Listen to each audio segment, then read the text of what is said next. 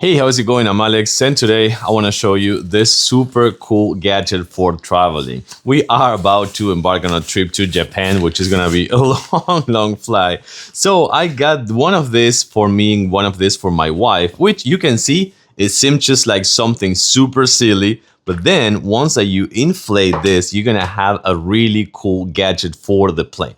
Let me show you. I'm going to kind of like fast forward this in a little bit so you can see this one better after a little bit.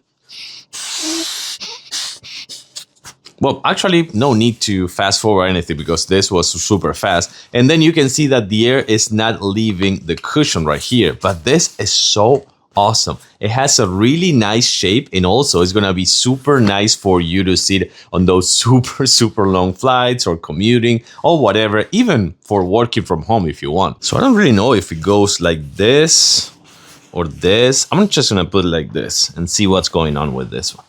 And like, oh man. Oh wow, this is actually pretty cool.